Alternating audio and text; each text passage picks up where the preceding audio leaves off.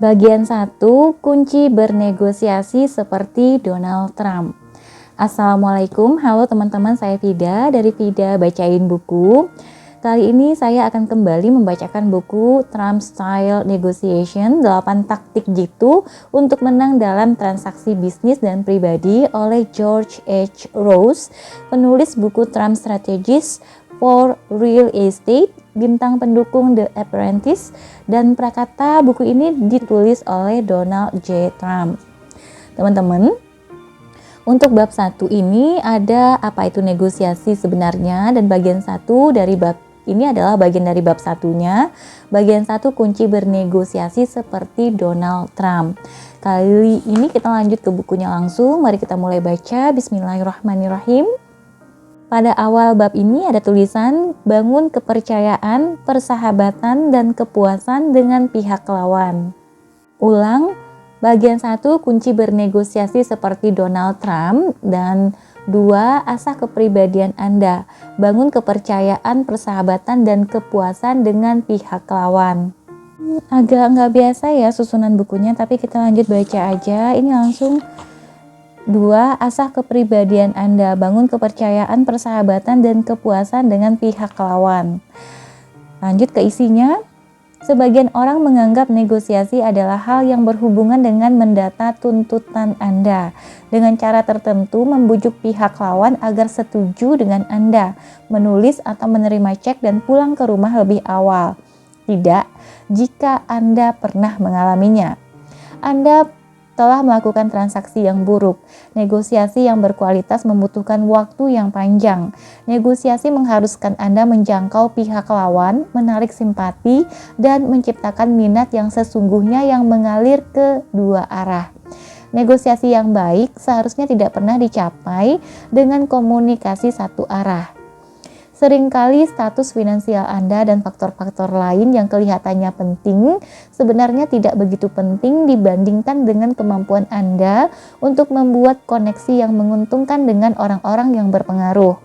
Trump selalu memiliki kemampuan tersebut. Sebagai contoh, di saat Donald Trump memutuskan membuka kasino di Atlantic City, kasino tersebut merupakan usaha yang sama sekali baru dan ia tidak memiliki pengalaman sebelumnya di bidang itu.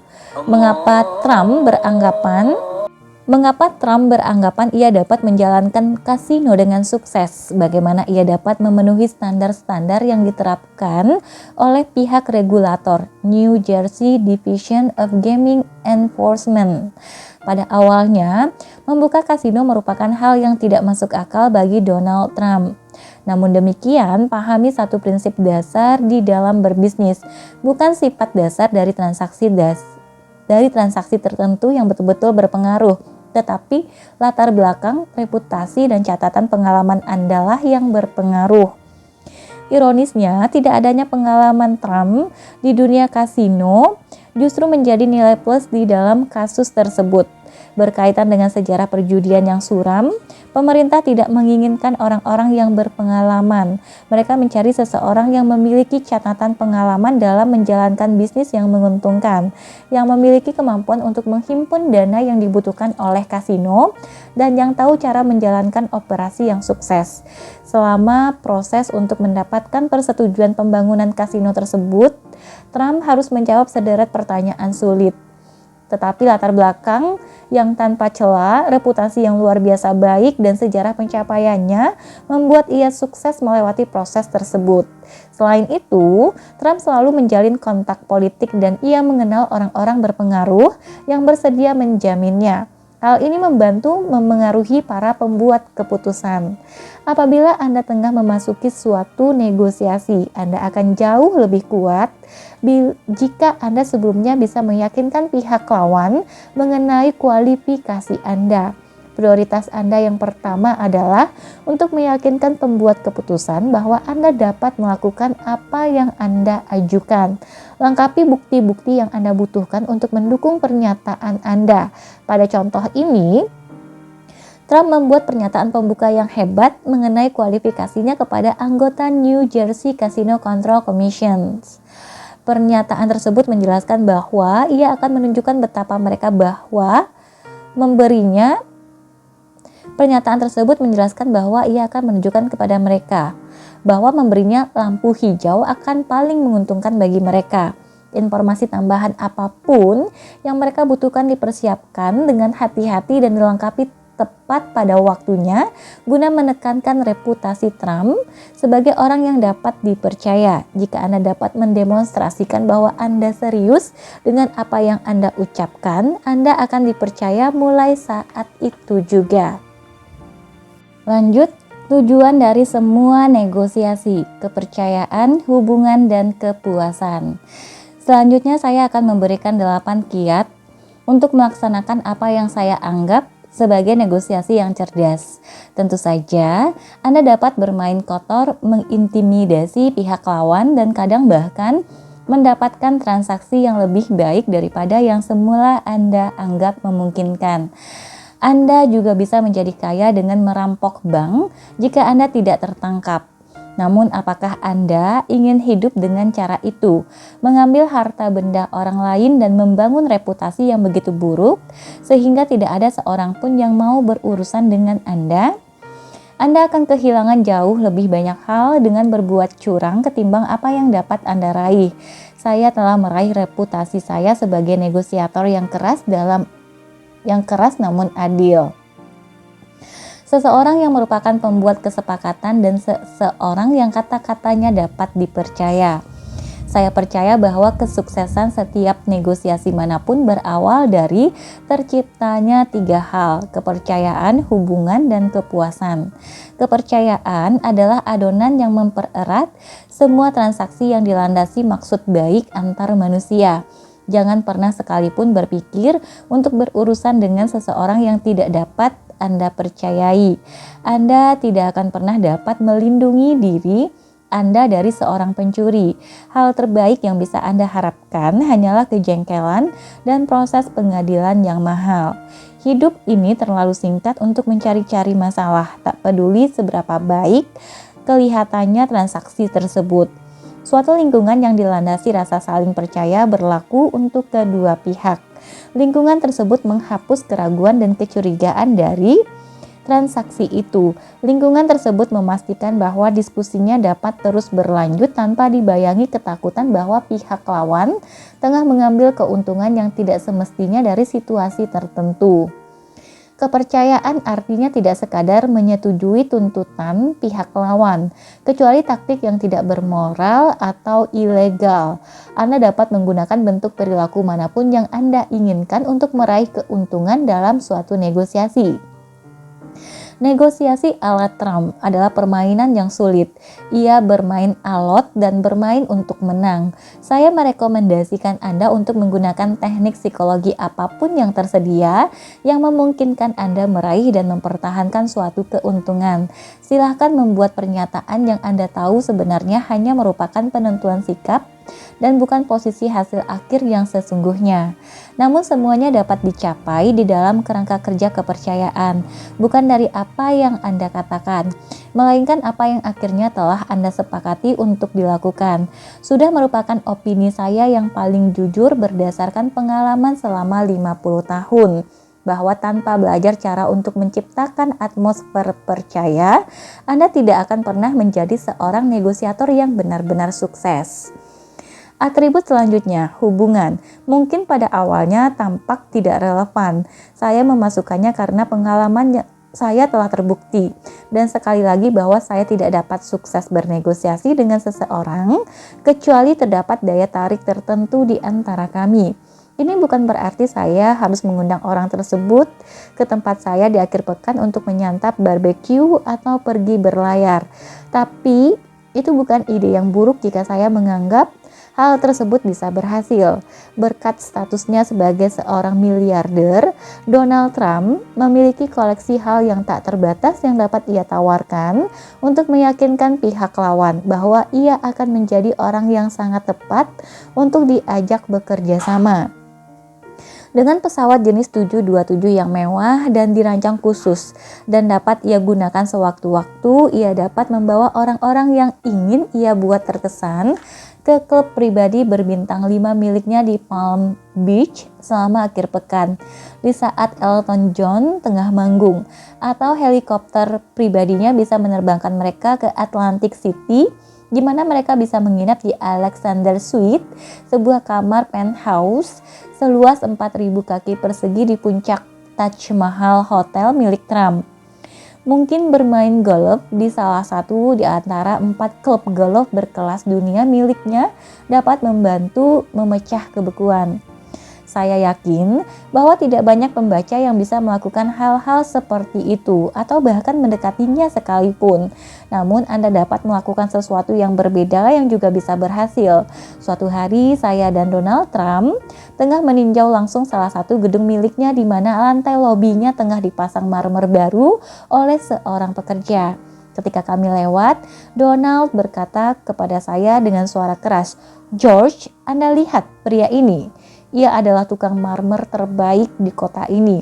Ia menepuk pundak pekerja tersebut dan berkata, "Pertahankan kerja baik ini." Apakah Trump tengah bernegosiasi dengan pekerjanya? Tentu saja. Dari peristiwa itu, Anda dapat merasa yakin bahwa hasil kerja pria tersebut akan menunjukkan kualitas terbaik berkat pujian yang diberikan Trump kepadanya. Ada pelajaran berharga yang dapat diperoleh dari insiden ini. Perlakukan semua orang yang Anda temui dengan hormat, tak peduli apapun posisinya, dan Anda akan mendapatkan penghargaan yang tidak akan merugikan Anda. Berikut ini contoh lain mengenai cara kreatif yang digunakan seseorang untuk membangun kepercayaan dan menjalin hubungan dengan saya dalam konteks negosiasi. Salah satu tanggung jawab saya di Trump Organization melibatkan peluncuran yang sukses dari Trump Ice, air minum botolan dari sumber mata air berkualitas tinggi. Bagian dari tugas saya adalah memilih para distributor eksklusif di berbagai wilayah Amerika Serikat dan memberikan izin kepada mereka untuk menjual Trump Ice. Satu calon distributor Trump Ice di Minneapolis yang benar-benar menginginkan produk tersebut mengetahui bahwa saya akan berada pada acara penandatanganan buku di Mall of America pada tanggal tertentu. Ia bertanya apakah saya dapat meluangkan waktu 1 jam di sana agar ia dapat melakukan sesuatu yang luar biasa yang menurutnya akan saya sukai. Saya mengiyakan dan ia bertanya, "Berapa angka favorit Anda?" Saya menjawab, 16 karena itu adalah tanggal ulang tahun pernikahan saya dan saya telah berbahagia menikah selama lebih dari 50 tahun. Saat saya tiba di Minneapolis, ia menjemput saya di bandara, mengantar saya ke hotel dan barulah saat itu saya mengetahui bahwa ia telah mengatur agar saya pergi ke stadion Minnesota Twins, di mana saya akan melemparkan bola pertama dan ia memberi saya seragam Twins yang dapat saya kenakan dengan nama Rose dan angka 16 di bagian punggung kaosnya. Ia mengantarkan saya ke stadion Twins, di mana seorang polisi pengawal mendampingi saya langsung memasuki lapangan pertandingan. Seseorang menyerahkan sebuah bola bisbol kepada saya dan pria yang menjadi pembawa acara mengumumkan bahwa saya akan melemparkan bola pertama. Di tempat itulah saya, seorang pengacara berusia 76 tahun untuk Donald Trump, mengenakan seragam Twins, melemparkan bola pertama secara seremonial di tengah sebuah stadion yang syarat dengan penggemar bisbol yang riuh rendah. Oh ya, saya akhirnya berhasil melempar bola hingga mencapai penangkap, catcher di home plate, dan wasit tanpa alasan yang berarti memberi keputusan strike yang menguntungkan saya. Saya meninggalkan stadion. Saya berpikir, jika pria ini begitu kreatif dan bermotivasi, saya sebaiknya memberi hak untuk mendistribusikan Trump Ice di Minnesota. Kami menegosiasikan transaksi tersebut sebelum saya meninggalkan Minneapolis dengan kesepakatan yang menguntungkan bagi kami berdua. Tentu saja status selebritas yang saya sandang telah menjadi salah satu bintang di acara The Apprentice, telah membantunya mendapatkan kerjasama yang ia perlukan untuk menyukseskan acara tersebut. Tetapi untuk menemukan cara yang kreatif dan tidak mahal untuk menjalin hubungan adalah idenya.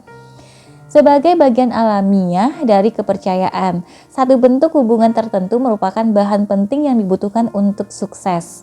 Hal tersebut dengan sendirinya membuat diskusi secara keseluruhan berjalan dengan lebih baik. Hal tersebut membantu mengubah musuh menjadi sekutu yang merasa dirinya seperti teman.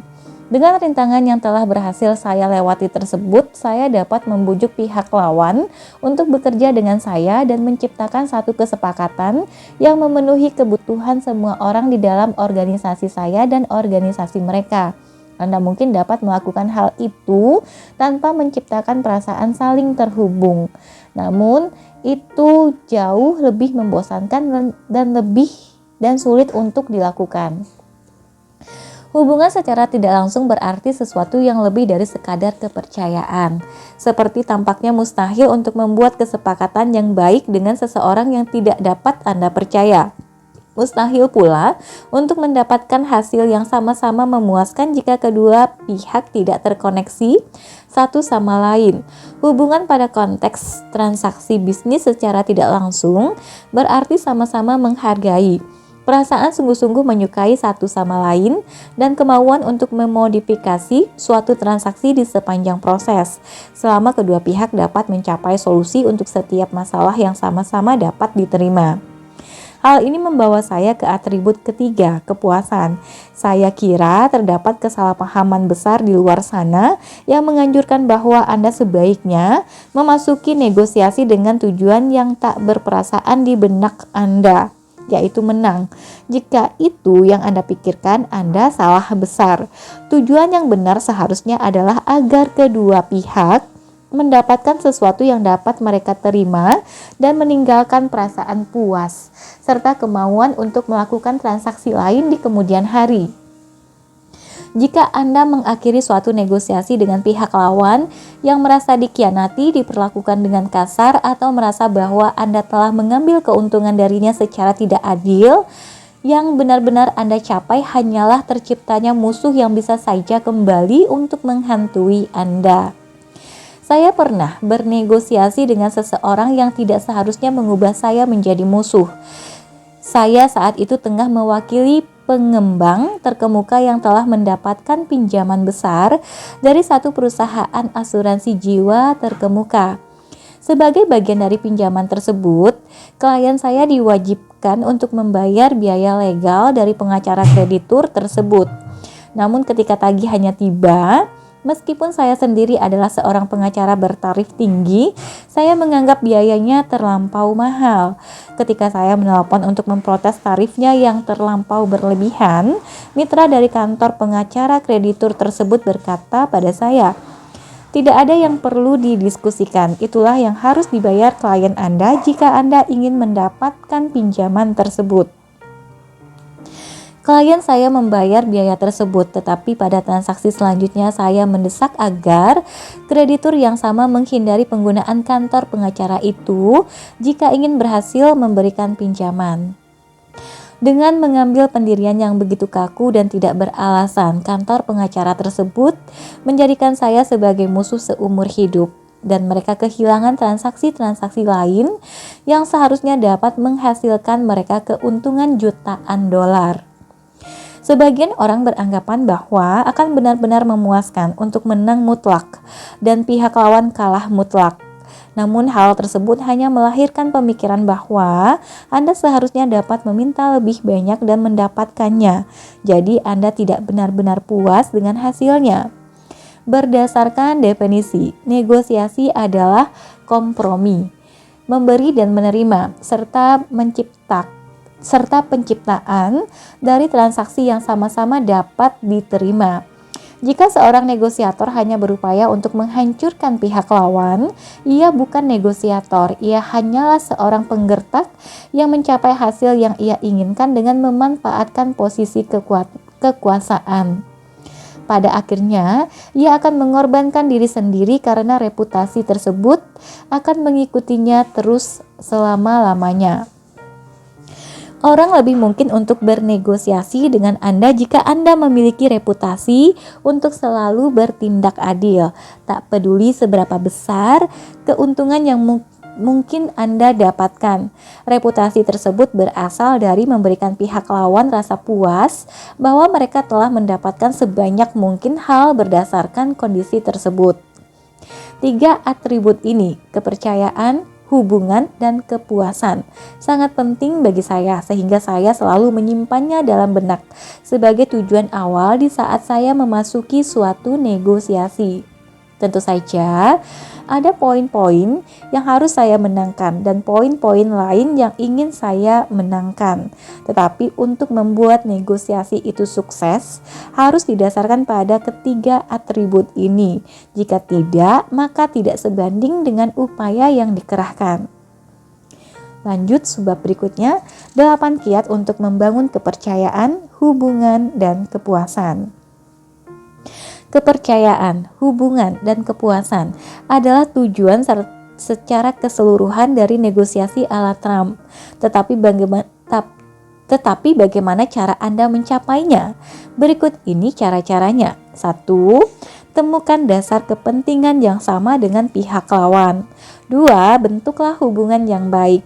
3. Jadilah orang yang enak diajak bertransaksi. 4. Temukan tingkat komunikasi yang sesuai. 5. Pahami pihak lawan dan kebutuhan-kebutuhannya. 6. Perkuatlah rasa percaya. 7. Pelajari fleksibilitas. 8. Jadilah orang yang dikenal sebagai pembuat kesepakatan dan bukan pelanggar kesepakatan.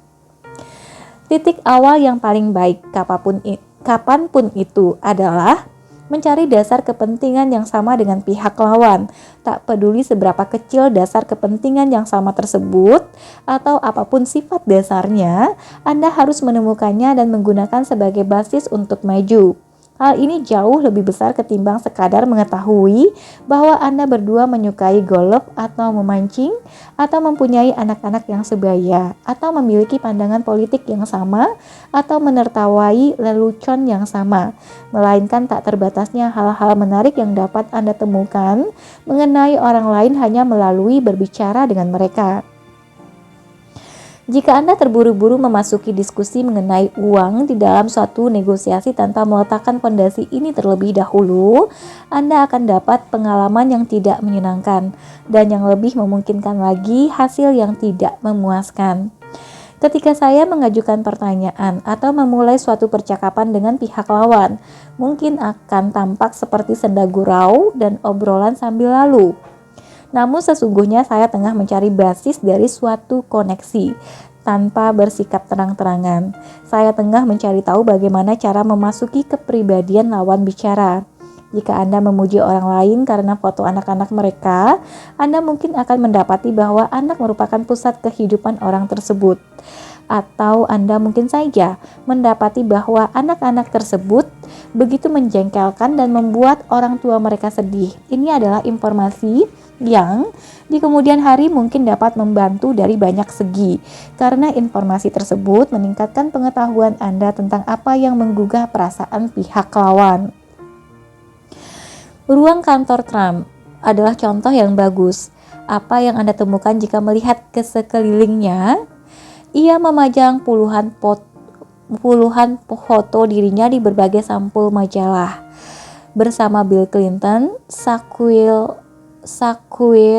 O'Neal, dan berbagai bintang muda dan wanita memesona. Ada banyak tokoh olahraga yang menunjukkan kepada Anda bahwa Donald adalah penggemar berat olahraga. Anda juga dapat mengetahui dengan segera bahwa ia menyukai wanita cantik.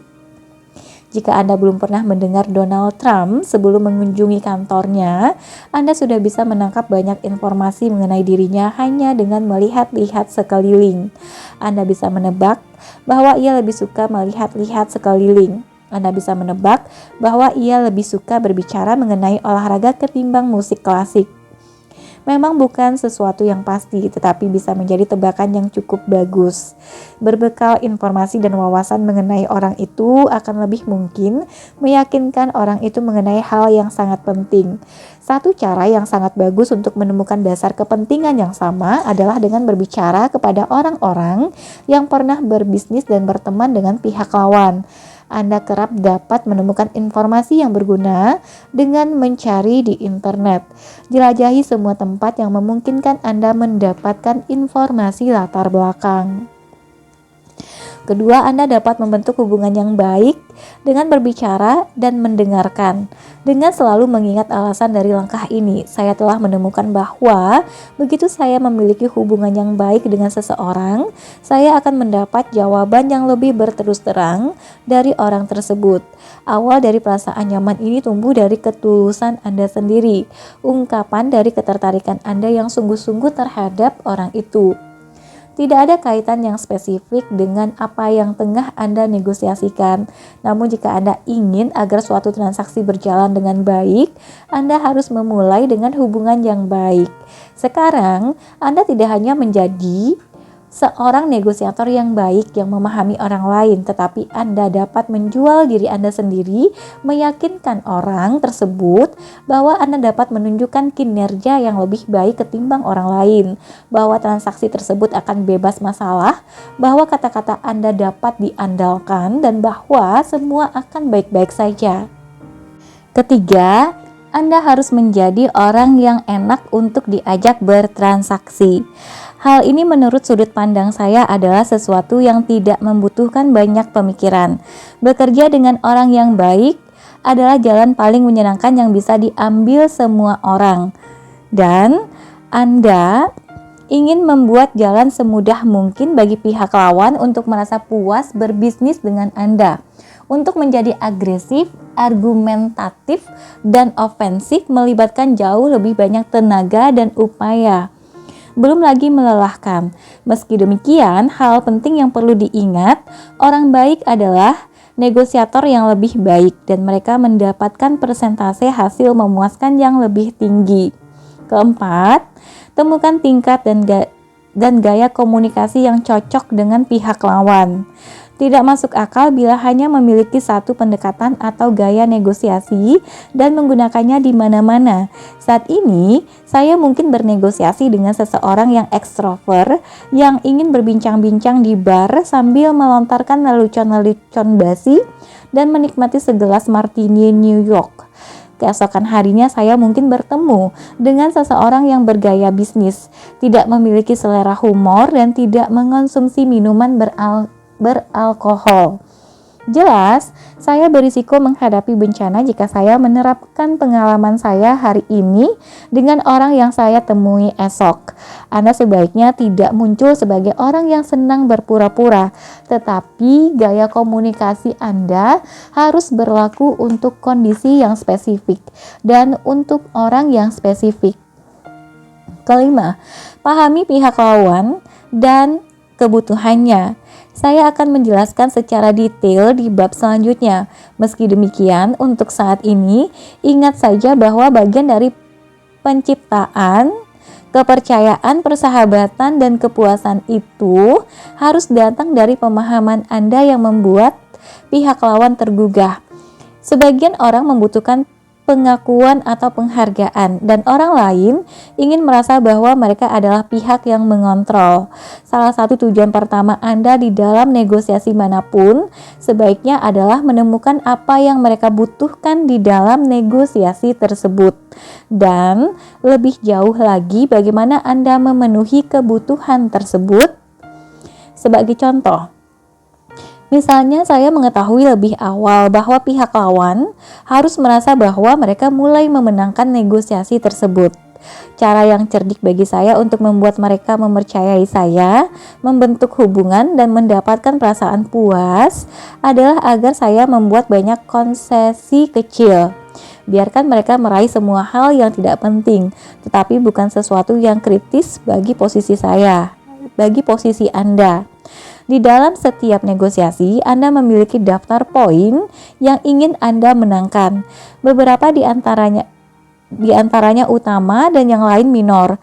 Relakan poin-poin yang minor dengan hati segan, tetapi hanya setelah Anda telah melakukan upaya yang dapat dipercaya untuk meraih poin-poin tersebut. Kerahkan seluruh strategi negosiasi Anda untuk menjaga jangan sampai Anda melepaskan poin-poin utama. Dengan menggunakan pendekatan ini, Anda akan mendapatkan dua keuntungan. Pertama, Anda memuaskan keinginan manusiawi mereka yang alamiah untuk beranggapan bahwa mereka mulai menang. Kedua, Anda mengakumulasikan poin-poin negosiasi untuk kemudian hari saat Anda mulai berurusan dengan isu-isu lain di dalam daftar tersebut.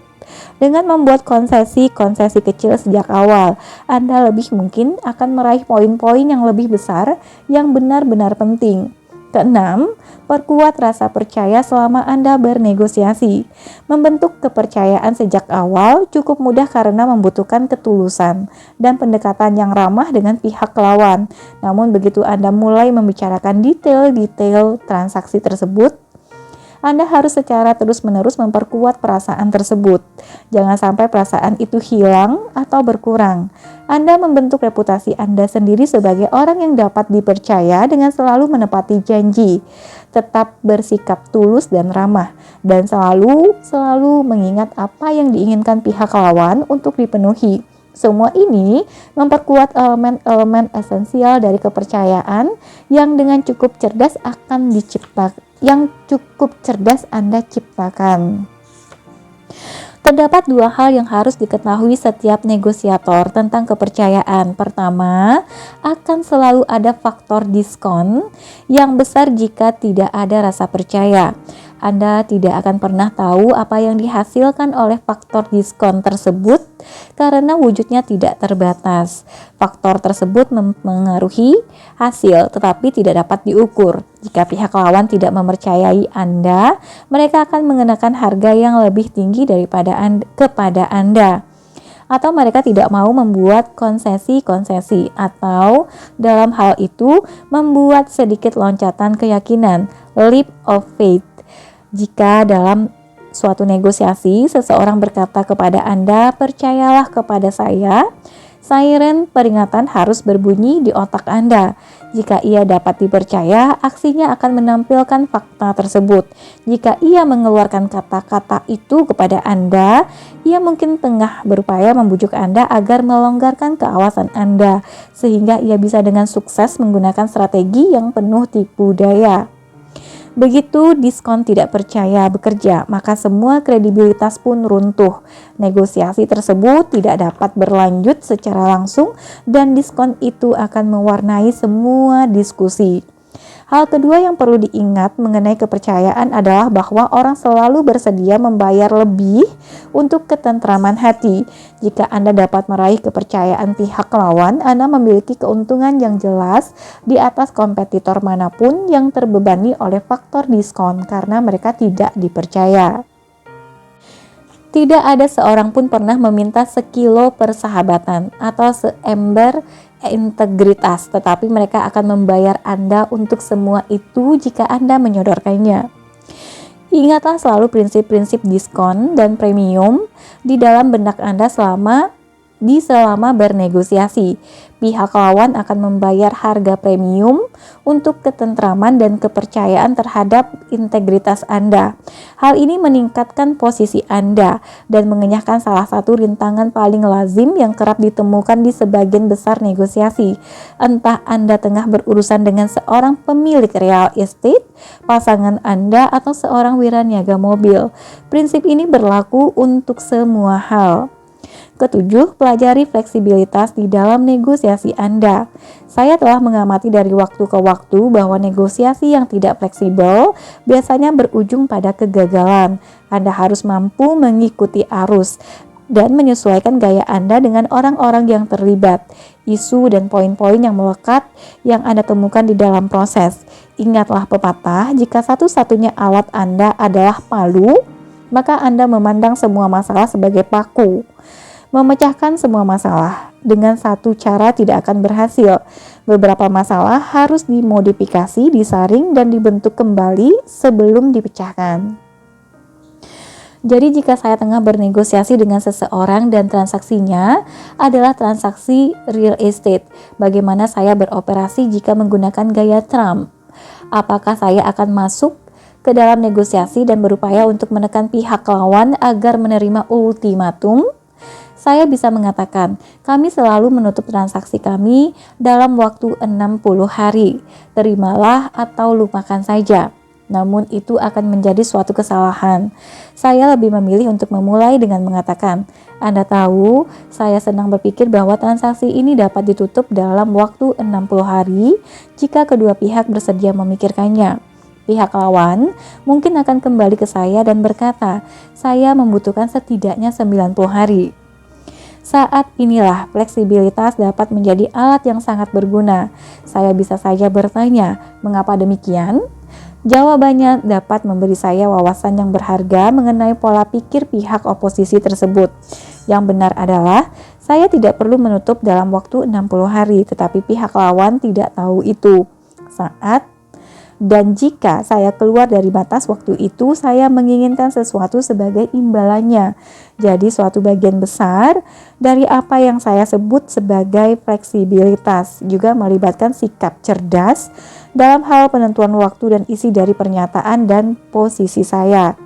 Seperti pemain poker lihai lainnya, simpan kartu Anda dan jangan tunjukkan kepada pemain lain lebih dari yang harus Anda tunjukkan.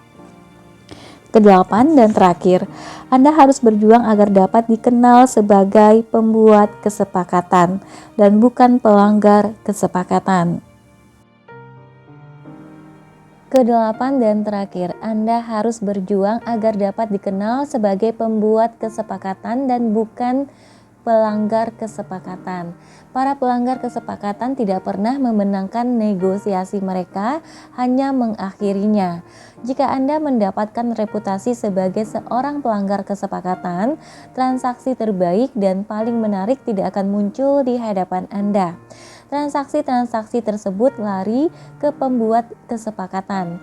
Banyak orang menjauhi transaksi yang sangat baik karena ego mereka tidak membiarkan mereka membuat konsesi kecil terakhir yang dibutuhkan agar sukses membuat kesimpulan dari suatu negosiasi.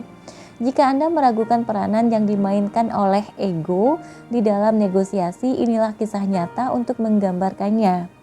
Saya dan istri saya pernah berlibur ke Acapulco. Ketika kami tengah berbaring di pantai, kami melihat seorang penjajah keliling menjual selimut Meksiko kepada para wisatawan. Ketika ia membentangkan selimut yang sangat berwarna-warni, istri saya berkata kepada saya benar-benar menyukai yang itu. Kira-kira berapa harganya ya? Saya akan mencari tahu. Saya menjawab dan meninggalkan keteduhan di bawah payung saya untuk memeriksanya. Suhu dari pasir di pantai tersebut sangat panas dan saya yakin pemandangan berupa seorang wisatawan Amerika yang rela melompat-lompat melewati pasir yang begitu panas ke arahnya akan menyenangkan hati penjajah tersebut. Ia mungkin berpikir ada ikan yang datang hidup-hidup. Saya menanyakan kepadanya harga dari selimut tersebut, $40 Amerika. Jawabnya, saya membalas, apakah nama Anda Pancho Villa? Bandit Meksiko yang terkenal kejam, karena harga itu benar-benar terlampau tinggi. Ia tertawa dan menjawab, berapa harga yang bersedia Anda bayar? Saya membalas dengan $10 Amerika. Ia menertawakan penawaran saya dan berkata, saya bahkan tidak mampu membayar benang wolnya. Saya berkata, benang wol apa? Kelihatannya seperti tali bagi saya. Saat itu juga ia melipat selimut tersebut dan mengangkat bawaannya dan berjalan menjauhi saya. Sementara saya berjalan kembali ke payung saya yang nyaman. Istri saya bertanya, berapa harganya? Saya menjawab, saya belum tahu. Kami masih menegosiasikan harganya. Setelah 1 jam berlalu, penjual selimut tersebut kembali dan sekali lagi mengangkat selimut yang tadi saya tawar. Ia memberi isyarat dengan jari-jarinya. $35. Saya membalas memberi isyarat $11. Selama 3 jam kemudian, negosiasi tersebut terus berlanjut hingga akhirnya ia berkata akan menjualnya dengan harga $15,50. Namun saya sudah terlanjur basah dengan penawaran sebesar $15. Sekarang disinilah saat ego. mengambil alih dan membunuh transaksi tersebut.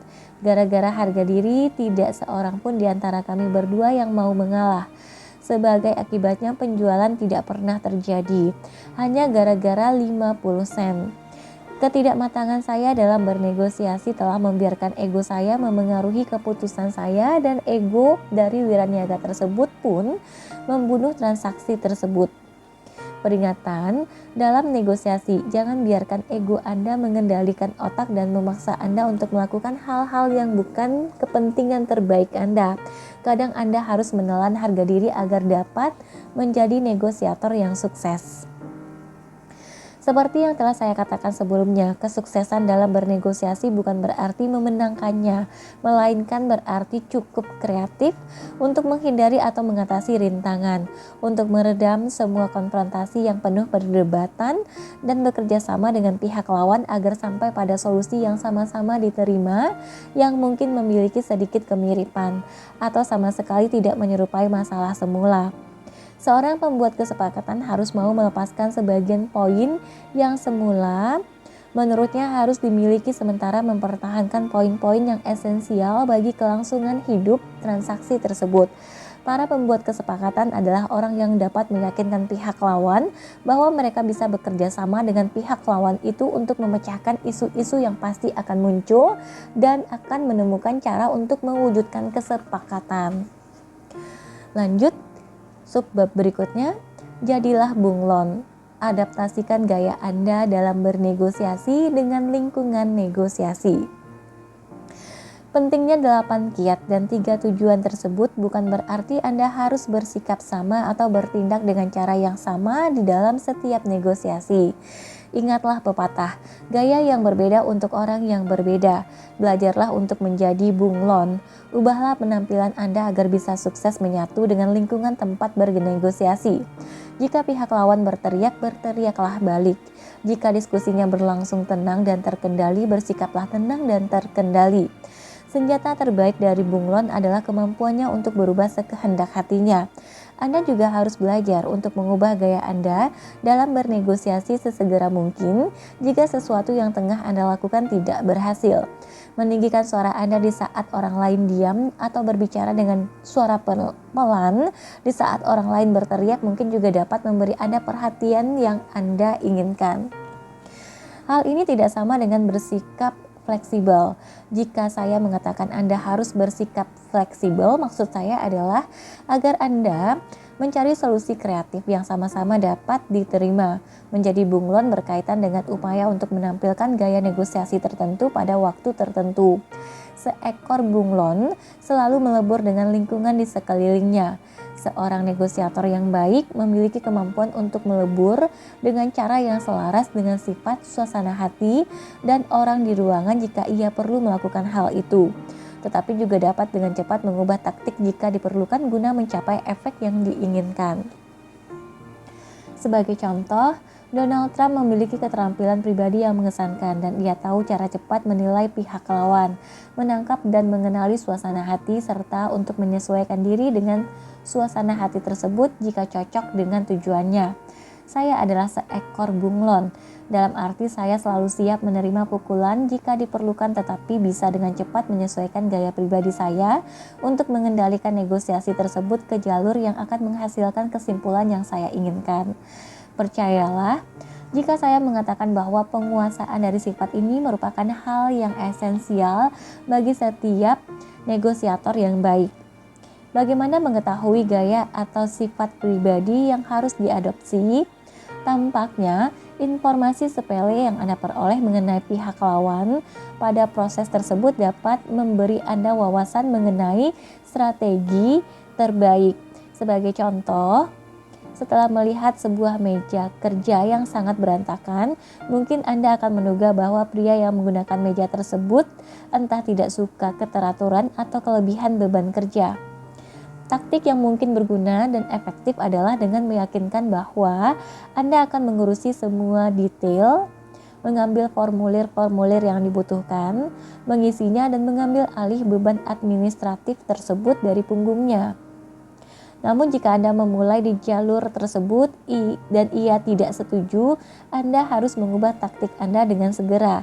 Ingat bahwa Anda adalah seekor bunglon.